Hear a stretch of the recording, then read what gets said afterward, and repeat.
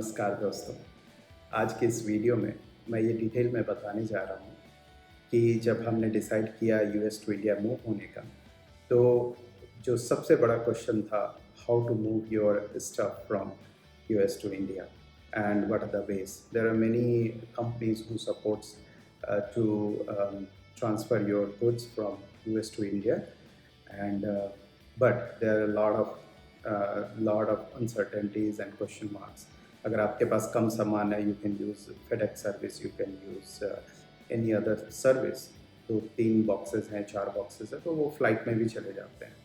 But अगर आप really बहुत सारा सामान लेके जाना चाहते हो, टीवी लेके जाना चाहते हो, साउंड बॉक्स लेके जाना चाहते हो, या फिर आपके पास बहुत सारा किचन का सामान है, कपड़े हैं, तो container will be the good choice. So container क्या होता है? वो एक शिप में बड़ा सा कंटेनर होता है, लोहे का कंटेनर होता है। उसके अंदर डिफरेंट सेक्शंस होते हैं। उसमें से आप उस सेक्शन में पैलेट्स होते हैं। पैलेट्स मीन्स एक वुडन प्लेटफॉर्म होता है, उसके ऊपर आपके बॉक्सेस रख दिए जाते हैं, उसको रैप कर दिया जाता है, तो उसका चार्ज होता है।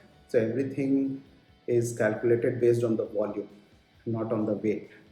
सो आपके जितने भी बॉक्स होंगे, उस हर बॉक्स का एक वॉल्यूम होता है। जैसे मीडियम साइज़ का एक डिफाइंड वॉल्यूम है, वो स्टैंडर्ड होता है, और you can get it from Home Depot और फ्रॉम लोइस।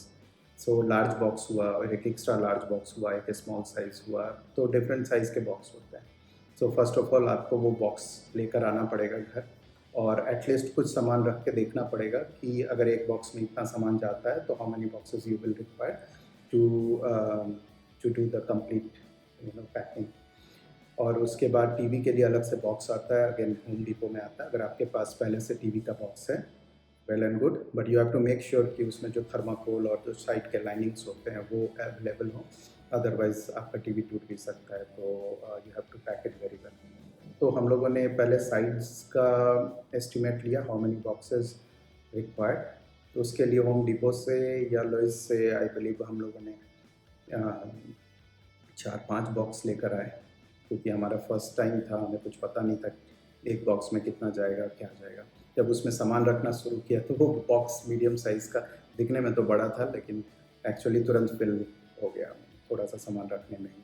हाँ, वेट का इसमें नहीं था कि आप उसमें भारी सामान भी डाल सकते हो, बट ऑफ कोर्स आप इतना भारी नहीं डाल सकते हो उसमें कि अगर कोई उसे उठाए साइड से तो वो नीचे से फट जाए। उतना ही डालना है, क्योंकि आपका सामान है, और you have to make sure कि वो एक बॉक्स में उतना ही भारी सामान रखें जो।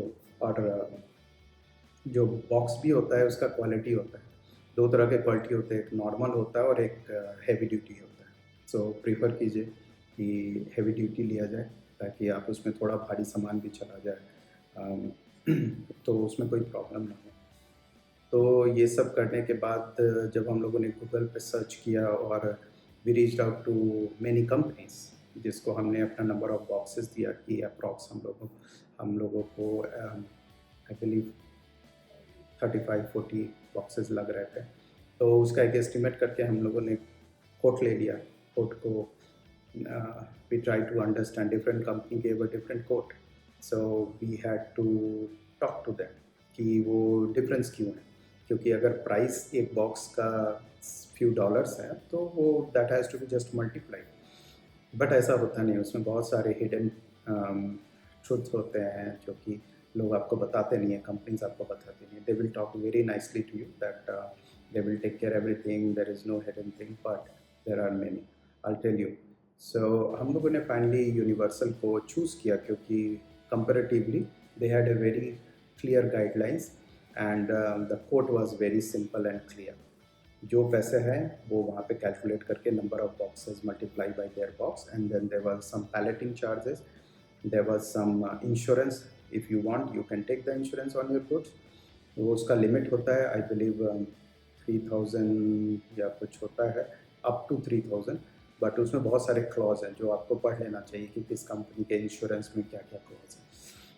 मेरे वाले ने मुझसे $99 ओवरऑल लिया था, and they took all the declaration कि क्या सामान है, कितने कॉस्ट का है, कितना वैल्यूएशन का है। तो you have to keep it below that limit. Otherwise अगर आप उससे ऊपर जाते हो तो फिर इंश्योरेंस भी बढ़ता है। और in case of something happen to your goods, or if it is missing, the boxes are missing, then they will not pay you the exact cost of the box, because insurance company don't know what you have kept in the box, even though you declared, but you will declare only the high level items, like you have a TV, like you have a sound bar, or you have some kind of other electronic item, right? So insurance एक rough ही होता है, तो insurance लेना या ना लेना ये optional होता है। और आई वुड सजेस्ट कि फॉर पीस ऑफ माइंड ले लेना ठीक है, मैंने तो ले लिया था, बट जब उसने क्लॉज समझाए थे तो मुझे कुछ समझ नहीं आया था। I understood that I am kind of wasting my $99। ठीक है, तो डिफरेंट पोर्ट्स में आप ये भी देखोगे कि डिफरेंट कंपनीज उसमें पैलेटिंग चार्जेस ऐड करती हैं। कुछ कंपनी के रूल्स होते हैं कि this is the size of the box, then how they calculate, there are some handling charges, some companies will charge you for taking the goods from your home to their warehouse, and then again in India from their shipyard or the warehouse to your India address. So ये सब देखना होगा कि कौन सी company क्या add कर रही है, क्योंकि you don't want to get into multiple factors जो उन्हें ज़्यादा पता है और आपको नहीं पता है, so they can make fool of you very easily. तो इट्स बेटर कि अगर आपके पास एक प्लेन कोड हो, from this door to the door in India this much is charge, और अगर ऐसा कोई कोड मिलता है तो आप उसको एक्सेप्ट कीजिए, और that will be better. In addition to that उसके जो कस्टम चार्जेस होते हैं, let's say for all the electronic item there is a defined charge in India कि वो तो आपको पे करना ही पड़ेगा, even though that electronic item is very old, like my TV was old 4 years, but still there are some custom charges that you have to keep in your mind that you have to pay, और ये सब मुझे मेरे relocation agent ने अच्छे से समझा दिया था, so it was not a surprise to me. तो फाइनली हम लोगों ने यूनिवर्सल रिलोकेशन को यूज़ किया, because we looked at Google reviews, we looked at Sulekha पे भी काफ़ी ऐड आते हैं, तो you can also give it a try, और वहाँ पे डायरेक्ट नंबर होता है, so you can dial them and check with them how much they are charging.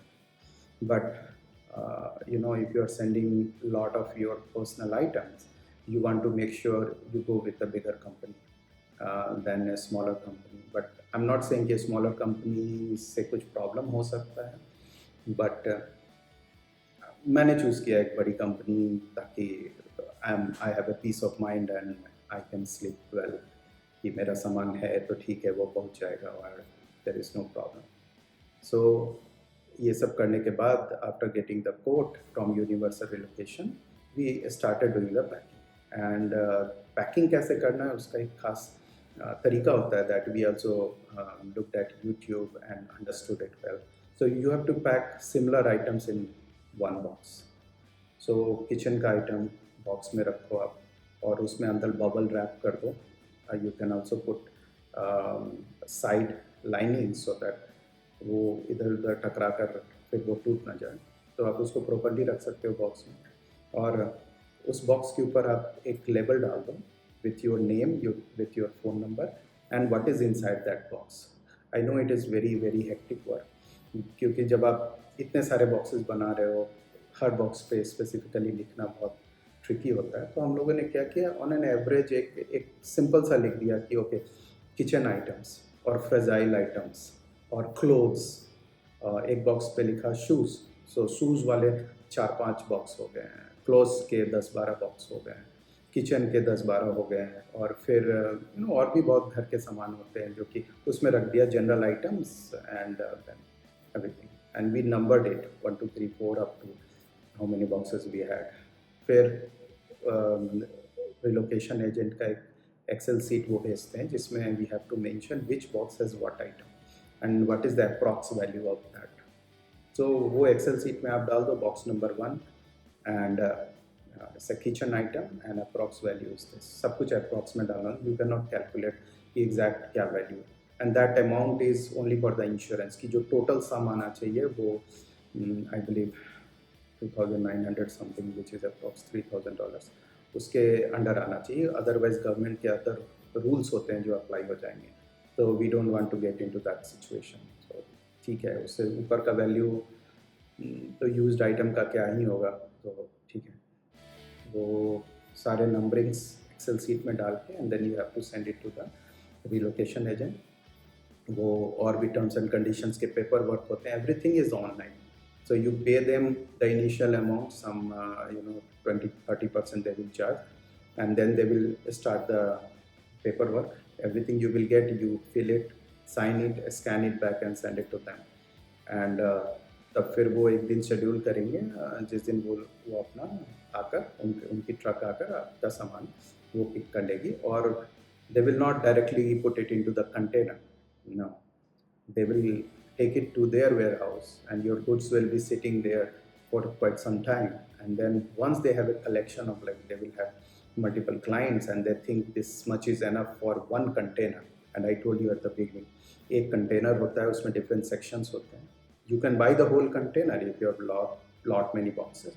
You can buy half of the container, उसका अलग price होता है। But if you have not that many items, then you can go with the volume of the box. So आपके जितने भी boxes हैं, let's से मेरे 40 बॉक्सेस थे के आसपास थे, तो मैंने उसका वॉल्यूम कैलकुलेट करके उनसे प्राइस ले लिया। और जितना ज़्यादा आप सामान भेजोगे आपका कॉस्ट कहीं ना कहीं कम हो जाएगा, because they will take half और quarter of the container for you, और आप उसमें जो सामान रखना है रख दो, वो आपको क्वार्टर ऑफ कंटेनर या हाफ ऑफ कंटेनर या फुल कंटेनर का प्राइस बता देंगे और वो आपका सेट हो जाएगा। सो मेरा इतना आइटम नहीं था, but 40 boxes plus some big boxes, some extra large boxes भी थे, जो कि जिसमें एक में टीवी था। My TV was 65 inch. So उसका ओरिजिनल बॉक्स तो था, but still I put lot of thermocol and extra safety measures, और फिर उसको अच्छे से रैप किया। तो उसके कारण हमारा वॉल्यूम बढ़ गया था, but it was not even quarter of the container. तो हमारा वॉल्यूम का चार्ज लगा था। फिर हमने वो डेट सेट कर दिया यूनिवर्सल लोकेशन वालों के साथ बिफोर आवर फ्लाइट डेट। तो हमारा फ्लाइट डेट जो था उससे 2 दिन पहले हमने उसका पिकअप डाल दिया, and fortunately they were punctual on time, they came and they also put a barcode on each of the box.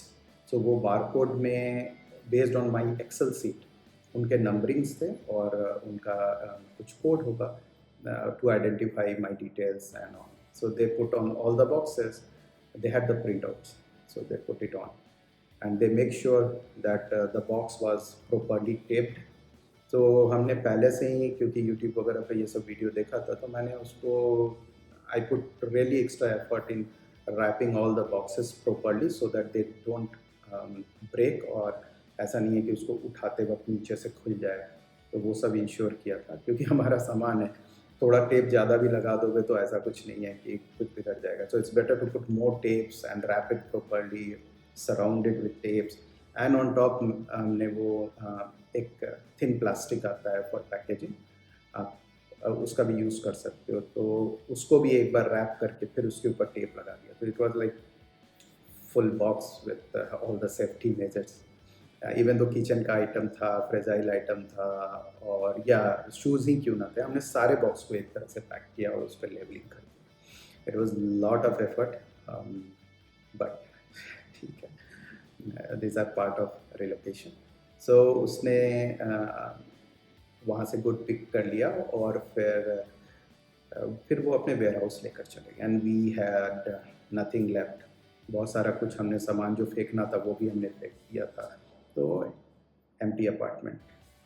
So but now to our surprise, जब वो लेकर चले गए तो हमने देखा कि हमारे पास still we have some stuff और वेरी इंपॉर्टेंट आइटम्स, जो हमने सोचा था कि इसको हम लोग फ्लाइट में अपने साथ चेक इन बैगेज में डाल देंगे, एक्स्ट्रा चेक इन बैगेज लेकर। बट फिर भी वो इतने ज़्यादा हो गए कि हमारा सारा एस्टिमेशन फेल हो गया, एंड देन वी रियलाइज कि इसको तो हम लेके तो जाना ही है, और गुड्स तो चले गए, ऑलरेडी सारा कुछ जा चुका है, अब क्या करें। फ़्लाइट में ले जाना पॉसिबल नहीं है क्योंकि हम लोगों ने ऑलरेडी एक्स्ट्रा बैगेज ऐड कर दिया था, उसके आगे अलाउड ही नहीं था। तो हमारी फ़्लाइट थी एयर इंडिया से। तो फिर हम लोगों ने ये डिसाइड किया कि एक्स्ट्रा बैग बॉक्स बनाते हैं और and then we called Universal again that hey we have 2 extra boxes, can you accommodate it? So they were very easily agreed, कहा कि हाँ ठीक है, क्योंकि आपका तो अभी बॉक्स कंटेनराइज़ हुआ नहीं है, वो अभी कंटेनर में नहीं है, so you can drop it in my warehouse। तो मैंने फिर से दो एक्स्ट्रा लार्ज बॉक्स ले लिए और उसमें बाकी का सारा सामान डाल दिया और फिर उसको ले जाकर उनके वेयरहाउस में जाकर दे दिया उनको। उन्होंने उसको एक्सेप्ट करके रिसिप्ट वगैरह हमें दे दिया। तो ये एक छोटा सा ट्रिकी पार्ट था। फिर we start getting emails from Universal Relocation that my boxes were containerized. That means उनका पैलेटिंग हो गया है और they were planned for a particular container और उनका डेट भी आ गया था कि किस दिन कंटेनर को शिप में रख के वो लोग वहाँ से भेज देंगे। तो ये सारे डिटेल्स मुझे मिलना शुरू हो गए। एवरी वीक दे वर सेंडिंग स्टेटस अपडेट कि अब वो कंटेनर कहाँ है। इवेंचुअली ये हुआ कि वो कंटेनर शिप में गया और फिर शिप का स्टेटस शो कर रहा था with what route it is going to come to Chennai port, because they decided कि वो चेन्नई पोर्ट पे ही जाएगा और वहाँ से फिर वो रोड बाई रोड वो मुझे डिलीवर होगा। ऑल्दो मुझे महाराष्ट्र में चाहिए था, बट उनका पैकेज महाराष्ट्र भी आ सकता था, बट उन्होंने शिप से चेन्नई भेजा था। But who cares, they plan and gave me quote for door-to-door service, so I don't care about that। सो इस तरह से वो स्टेटस 2-2.5 महीने तक चेंज होता रहा और फाइनली 2.5 महीने के बाद मुझे पता चला कि वो कंटेनर तो पहुंच गया है चेन्नई पोर्ट में। And then I got a call from them that you have to come with your passport, original passport, for the custom। So custom officers, they check the goods and they make sure there is nothing that is not supposed to come, and वो उसके ऊपर charge भी लगाते हैं। जो भी electronic item है तो उनका एक खास डिप्रिशिएटेड वैल्यू होता है कि अगर वो इसी साल का है तो उसका कुछ डिप्रिशिएशन होगा, एंड अगर वो 4 साल 5 साल पुराना है तो उनका एक मिनिमम होता है 50% रेट, तो वो लगाते हैं और फिर उसके बाद multiply by 38% I believe. So you can calculate कि let's say TV, right? So TV का एक वैल्यू है, I am just taking an example, $500 in US, and after 3-4 years that value will be calculated as $250, and then custom officer will multiply with 80, जो कि अभी का rate चल रहा है अप्रॉक्स, और फिर उसमें वो लोग 38% लगाएंगे। तो जो भी वैल्यू आया दैट यू हैव टू पे, उसमें और कोई रूल होता नहीं है, दैट यू हैव टू पे। सो जितने भी इलेक्ट्रॉनिक आइटम्स होते हैं उन सब का उनके पास एक लिस्ट होता है कि अप्रॉक्सीमेटली कितना डेप्रिशिएट कर सकता है वो, एंड उसके ऊपर कितना परसेंट कस्टम ड्यूटी लगता है। So based on that, they will calculate. So eventually, the universal relocation, they asked me either I can give power of attorney to their agent who will represent me to the custom officer, or I can come along with my original passport and then do the same। So मुझे अपना passport उस power of attorney के साथ देना था, भेजना था, तो मुझे ये रिस्की लगा। मुझे लगा कि मैं अपना पासपोर्ट यहाँ के कुरियर सर्विस से भेजूँ चेन्नई उनके ऑफिस में, अगर पासपोर्ट कहीं मिस हो गया या कुछ हो गया, there is no guarantee, and I know how everything works here. The tracking doesn't, it doesn't works. कभी ट्रैकिंग आ जाता है स्टेटस, कभी नहीं आता है। So with passport I decided not to take any chance, and I plan कि नहीं, मैं खुद से आऊँगा पोर्ट पे और मैं I will talk to the custom officers, and that was good for me as well, because I can better represent myself than anybody else who don't know about what is there in the box, so at least I can do that well। So I decided, और फिर एक दिन call आया कि okay next week they are planning for my my interview with the custom officer, they created a port pass with my Aadhaar card and PAN card. So उसके basis पे उन्होंने एक पोर्ट पास बनाया and then they assigned a representative who will come along with me and take me to the officer, but eventually I'll have to talk to him. So ये सब हुआ. I planned from Maharashtra. I had to take a flight to Chennai. I went there and on that particular day I reached to the port. That agent was very kind enough to pick me. He was just kind enough. I don't think ये उनके rule book में है, but ठीक है, उसने मुझे pick किया और फिर पोर्ट लेकर गया. और वहाँ पे फिर after waiting for 2 hours approximately, तो वो उनका पोर्ट का जो वेयर हाउस होता है इज़ वेरी हॉट एंड वो कंटेनर का ही होता है शेड, और उसके बीच में बहुत सारे सबका शिपमेंट आया हुआ होता है, कंटेनर आया होता है. So it's a different experience that I had. But ठीक है, वहाँ गर्मी भी थी, लेकिन उन्होंने एक छोटा सा रूम बनाया था, उसमें एसी भी था. तो फिर मैंने बात किया कस्टम ऑफिसर से. उसने पूछा, कुछ बॉक्सेस उसने खोल के देखे. Then he found kitchen items and just family items. So उसने फिर कुछ बोला नहीं, but after looking at the electronic item he calculated some, and based on his sheet he calculated and he told me the amount कि इतना आपको पे करना पड़ेगा. once you pay then they will release the goods. ठीक है, वो मैंने I try to negotiate a little bit. मैंने कहा कि इतने का तो वैल्यू भी नहीं है and why you are charging. So उसने ही वाज काइंड. उसने कहा कि ठीक है, बट इतने के नीचे तो मैं जा ही नहीं सकता हूँ. एंड उसने एक नंबर को कोट किया, सर्किल किया, बोला कि इतना पे करो and then you are good. तो मैंने कहा चलो ठीक है, अब इससे ज़्यादा कुछ तो कर नहीं सकते हैं. एंड फिर मैंने डिसाइड किया कि वो अमाउंट मैं पे करूँगा. एंड फिर मैं वहाँ से वापस आ गया. And then I got an email back from Universal that your goods has been cleared and it will be send to you on your given address. So they will update me later. So इस तरह से मेरा सामान US से India move किया. So it's very interesting. It's a good experience, but इसमें बहुत सारी प्रॉब्लम्स आई थी. वो मैं आपको बताना चाहता हूँ. You remember I told you कि 2 बॉक्सेस मैंने ऐड किए थे. सो जो इनिशियल कोट मुझे मिला था that was a certain amount, X amount. और जो बाद में मैंने 2 बॉक्स ऐड किया, so here is the few tricks. You know, they said because of these 2 boxes you know आपका वॉल्यूम डिफरेंट हो गया और हमें यू नो आपको एक्स्ट्रा चार्ज लगाना पड़ेगा. मैंने पूछा कितना चार्ज है. So they put $340.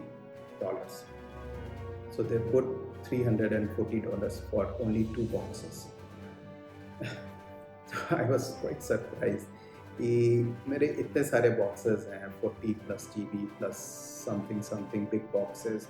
You are charging me X amount and only for 2 boxes you are charging $340. And I keep emailing them that why you are charging, this is not fair, because this $340 is almost 20% of the total amounts only for 2 boxes. So this is not fair. But उसके बाद क्या हुआ, मैं चाहे जितना भी message करूँ, जितना भी कॉल करूँ, जिस बंदे ने कोऑर्डिनेट किया था at the beginning to get the business, उसने उठाना बंद कर दिया phone. And I was really simply asking for 2 boxes, how can you add this much? He has stopped picking up my phone. मुझे समझ में आ गया, चाहे कितनी भी बड़ी कंपनी हो, इनके फंडे यही होते हैं, once they get the business. and मेरा सामान तो अब उनके पास था, ठीक है. तो now the ball is on their court, and now whatever charges they want they can put on me. So ये एक बैड एक्सपीरियंस था. बहुत टेंशन दिया इसने, क्योंकि all of a sudden when you have to pay $340 for nothing, you know, it's just for 2 boxes, it was not justified. और फिर जो इंश्योरेंस था वो आई वाज डाइसी कि लूँ कि ना लूँ. फिर just for piece of mind मैंने वो इंश्योरेंस ले लिया. जबकि अगर आप उसके rule books and if you read the documentation that they send me after I took it, so that has lot of clauses कि अगर एक्चुअली मेरे सामान को कुछ हो जाता है या 1-2 बॉक्स मिस हो जाता है, they will actually pay a very small amount. I think it is $30 और $28 फॉर वन बॉक्स। लेट से उस बॉक्स में सही में कुछ ऐसा है जो आपका पर्सनल हो और आप मिस नहीं करना चाहते थे, और देन यू विल गेट $28 और $30 प्रोबेबली एज पर माई इंश्योरेंस। तो बहुत छोटा सा अमाउंट होता है, तो उसका क्या करना है, तो वो फिर जस्ट आपको लक पे भी थोड़ा फेथ करके चलना पड़ेगा कि जब आपने सारा सामान उनको दे ही दिया है और वो आपको प्रॉमिस कर रहे हैं कि वो वहाँ पहुँचा देंगे, तो फिर इंश्योरेंस बीच में क्या करें।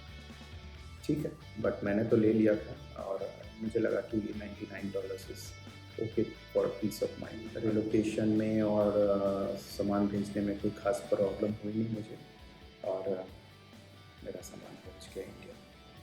तो अगले वीडियो में मैं कुछ और डिटेल्स के साथ आऊँगा, या आप कमेंट में लिख सकते हैं अगर कुछ खास स्पेसिफिक डिटेल चाहिए ड्यूरिंग द रिलोकेशन, देन मैं उसके लिए अलग से एक वीडियो बना दूँगा। सो तब तक के लिए